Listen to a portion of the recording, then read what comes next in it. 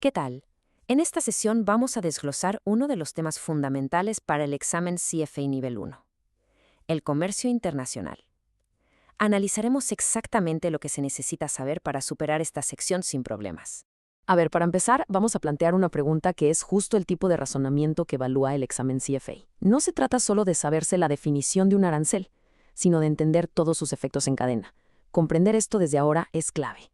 Bien, esta es la ruta que vamos a seguir. Iniciaremos con el porqué de este tema y avanzaremos paso a paso hasta llegar a las preguntas y trampas típicas del examen. Bueno, primero lo primero. ¿Por qué es tan importante este tema dentro del temario del CFA? Miren, el comercio internacional no es un tema que esté por ahí volando solo. Es como un puente, ¿saben? Conecta directamente el mundo de la microeconomía, con sus curvas de oferta y demanda, con el de la macroeconomía, donde ya hablamos de flujos de capital entre países y políticas globales. Si se domina bien ahora, muchos temas futuros serán más sencillos de entender.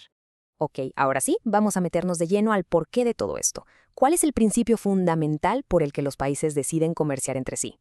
Hay que pensar en la teoría del comercio como si fuera una balanza.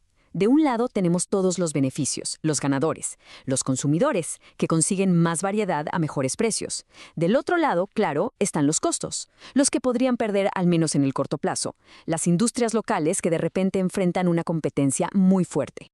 Y aquí está la idea central, la que sí o sí hay que dominar para el examen. Las ganancias totales del comercio son mayores que las pérdidas. O sea, en teoría, los que ganan podrían pagarle a los que pierden y todavía les quedaría un beneficio. Este concepto de beneficio neto positivo es una pregunta de examen casi garantizado. Muy bien. Ahora vamos a lo que de verdad le encanta preguntar al CFA Institute. ¿Qué pasa cuando los gobiernos interfieren y le ponen trabas al libre comercio? Aquí tenemos las 4 herramientas principales del proteccionismo. Están los aranceles, que no son más que un impuesto a lo que se importa.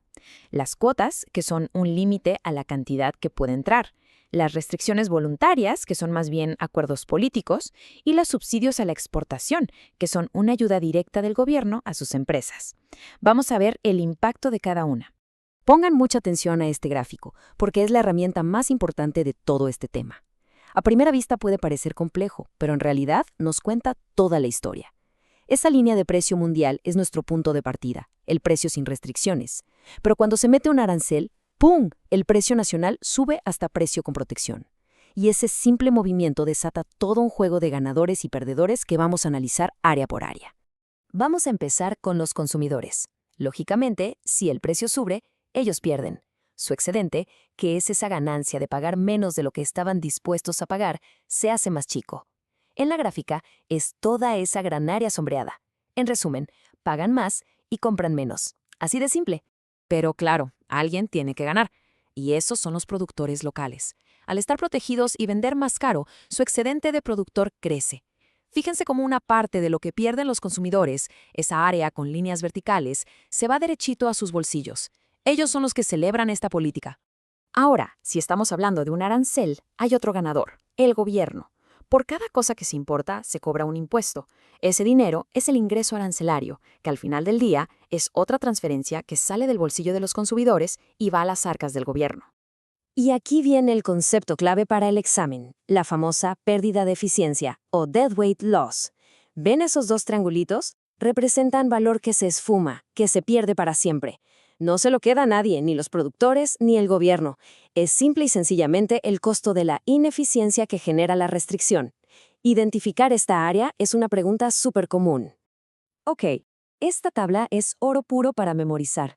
Vean la última columna. No importa qué restricción se ponga, para el país importador el bienestar nacional siempre termina cayendo. La gran diferencia, y esto es una trampa de examen, es quién se queda con el dinero extra que genera el precio más alto. Perfecto. Ahora vamos a subir un nivel. Veamos qué pasa cuando los países deciden agruparse y formar bloques para facilitar el comercio, pero solo entre ellos. Esto hay que verlo como una escalera, ¿ok? Se empieza abajo y se va subiendo. Cada escalón suma una nueva capa de integración.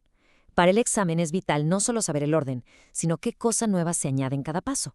Por ejemplo, la diferencia clave entre un área de libre comercio y una unión aduanera es que en la segunda, todos los miembros le cobran los mismos aranceles al resto del mundo.